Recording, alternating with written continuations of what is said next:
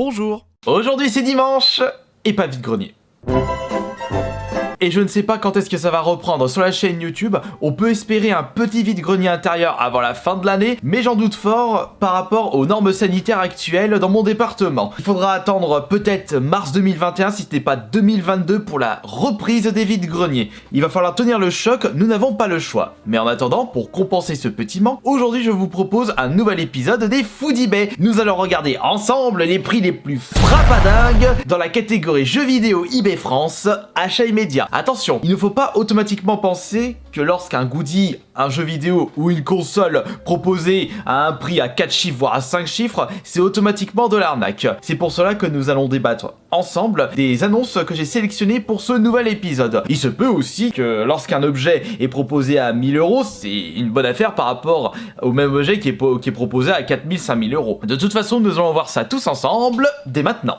Je souhaite ouvrir le bal avec le running gag de cette série. Il s'agit de la Xbox One S édition Assassin's Creed Origins. Je tombe toujours sur cette annonce proposant cette console Xbox au design ultra collector. Elle a été éditée à, je dirais, une dizaine d'exemplaires. Elle est toujours magnifique, c'est pareil pour la manette, mais encore une fois, 3000 €, faut les sortir, ça n'intéresse pas grand monde. Je pense que si c'était une édition limitée Zelda, elle serait partie à 3000 €, mais Zelda et Xbox, ça fait pas bon ménage. D'habitude, je vous propose des annonces à 4 chiffres concernant du rétro gaming, des consoles ultra collector, du neuf sous blister, mais cette fois-ci, je vous ai dégoté une annonce spéciale PS4 avec ce lot de 28 jeux PS4, tous neufs sous blister pour 1500 € la totalité. Ça fait un peu plus de 50 € le jeu, ça fait quand même un petit peu cher, mais attention, si on regarde les titres des jeux de solo, on peut clairement dire que c'est de la haute qualité, avec des RPG comme Trial of Cold Steel,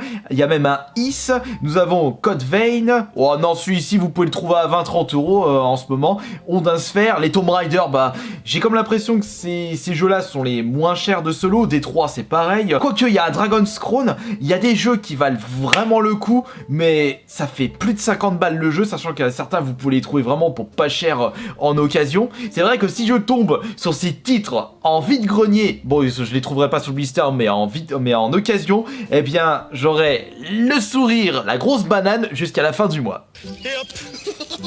Laissez-moi vous présenter mon tout premier jeu PS1, le petit Medieval, qui est sorti récemment en version remake sur la PS4. Un jeu que je vous recommande de faire en urgence, en plus vous pouvez le trouver pour pas trop cher. Mais imaginons que chez vous, au fin fond d'un placard, dans votre grenier ou dans votre cave, vous tombez sur ce jeu encore neuf sous blister, alors accrochez-vous, vous êtes assis sur un véritable trésor. Comme un coffre d'or. Puisque nous avons une personne qui vend sa version 9 sous blister rigide pour seulement 14 990 €. Est-ce que c'est véritablement son prix? Je ne pense pas, vous pouvez très certainement le trouver pour 5-6 000 €. Ah, ça reste quand même une excellente affaire, mais il faut les sortir là, les 5-6 000 €. Pendant mes recherches, j'ai pu voir le débarquement des PS5, mais comment cela se fait-il? La console n'est pas encore sortie. Comment les gens peuvent vendre directement leur PS5 alors que la date officielle c'est le 19 novembre? Eh bien tout simplement en revendant les réservations. Et c'est ce qui se passe avec cette Play plus une deuxième manette vendue en achat immédiat à 3000 € pour une console qui est vendue à 500 €. Bon allez, on rajoute la deuxième manette, ça fait 570, 580 €. Bordel, elle est très très jolie la plus-value. Il faut que j'aille aux toilettes. Nani? Ce genre d'annonce, j'en vois un énorme paquet avec en photo uniquement le papier de réservation Micromania ou la fiche de facture d'un autre magasin. Franchement, moyen de se faire du pognon, les gens ne vont vraiment pas se gêner. Alors imaginez le jour de la sortie, oh là, je suis presque sûr qu'il va y avoir beaucoup plus de personnes qui vont revendre leur PS5 plutôt que d'y jouer, tellement la demande sera forte.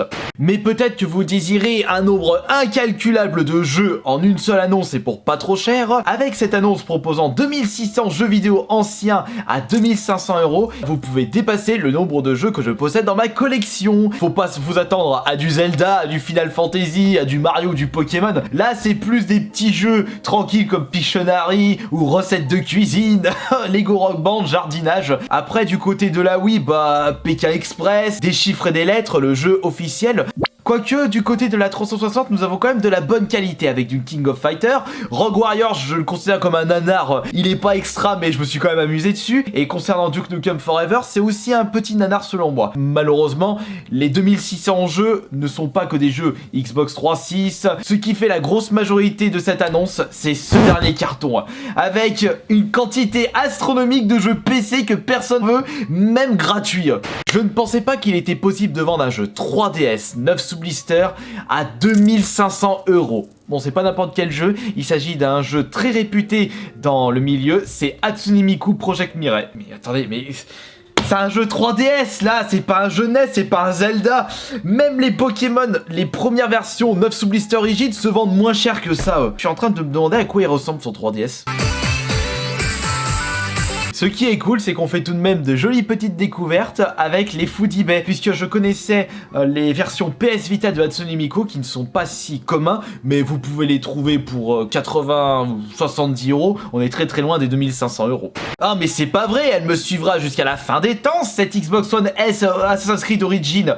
Vous avez réussi à faire beaucoup de place dans votre coin gaming, mais vous n'avez pas envie d'installer une nouvelle bibliothèque, et la borne arcade c'est trop mainstream, alors achetez une borne de démonstration de console. Vous savez, ces bornes qui vous permettent de tester des jeux dans les grandes surfaces. Alors qu'est-ce que c'est marqué là? Ne pas toucher, allez, tire-toi! Eh bien ici, nous avons une personne qui propose la borne de démonstration officielle Sony PS2 pour 1990 €. En termes de déco, c'est génialissime. Bon, en termes d'ergonomie, c'est pas vraiment ça. À ce prix-là, je préfère largement m'acheter une borne arcade. Enfin bon, une borne arcade ou une borne de démonstration, je risque d'y passer que très peu de temps.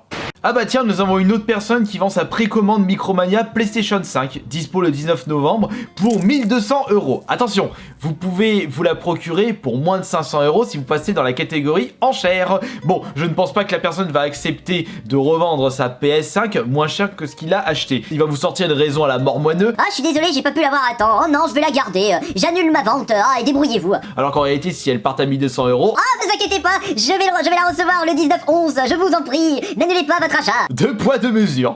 Ah, la Dreamcast, la dernière console de chez Sega sortie en 99 chez nous pour un arrêt de production en 2001. Sega lance Dreamcast, sa nouvelle console de jeu Dreamcast. Elle a pas fait long feu, la pauvre, elle s'est fait bouffer par la PS2 de chez Sony. Saviez-vous qu'il existe une fausse Dreamcast disponible sur eBay? Elle s'appelle la Dreamcast. Mais attention, ce n'est pas une vulgaire copie Eco Plus avec des jeux NES ou Super Nintendo à l'intérieur. Il s'agit en fait d'une Dreamcast avec écran intégré.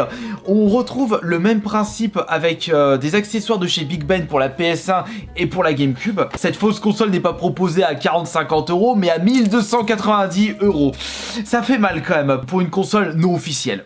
Je crois que ce vendeur s'est cogné la tête sur le rebord de son shot pour proposer sa Game Boy Color à 1300 €. Qu'est-ce qu'il y a de limité là-dedans? Une très belle découverte que j'ai pu faire en faisant des recherches, c'est la PS4 portable. Au vu de son design, ça nous fait penser de suite à un PC portable. En réalité, il s'agit d'une PS4 modifiée avec un écran intégré. Ça donne envie de se procurer cette machine pour pouvoir la tester en vidéo. Mais après, les 1300 €, ça c'est quand même le prix d'un PC portable. Est-ce que vous désirez que je me la procure pour la présenter en vidéo? Allez, on va passer avec l'annonce la plus chère du moment, eBay France achat immédiat catégorie jeux vidéo. Pour la modique somme de 60 000 €, le prix d'une belle Tesla, vous pouvez vous procurer à la place une Game Boy Color 9 sous blister. Enfin, 9. S'il s'agit de la Game Boy Color spéciale Pokémon jaune, avec justement des boutons au coloris qui nous fait penser à une manette Super Nintendo, mais si ça n'a strictement rien à voir. C'est plutôt la Game Boy jaune pour Pokémon jaune, la croix directionnelle bleue pour Pokémon bleu, le bouton B en vert pour Pokémon vert et le bouton A pour Pokémon rouge. C'est vrai que c'est une console sortie il y a 21 ans, en 1999.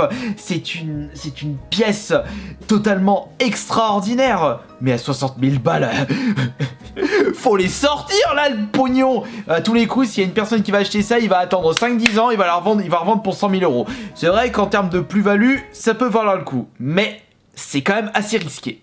J'espère que ce nouvel épisode des Foodie Bay vous aura plu. Si tel est le cas, n'hésitez pas à balancer votre plus beau like sur cette vidéo et de vous abonner à cette chaîne YouTube. Et je vous dis à dans 3 jours, mercredi, pour la prochaine vidéo. Merci beaucoup, c'était Astarion le Bon.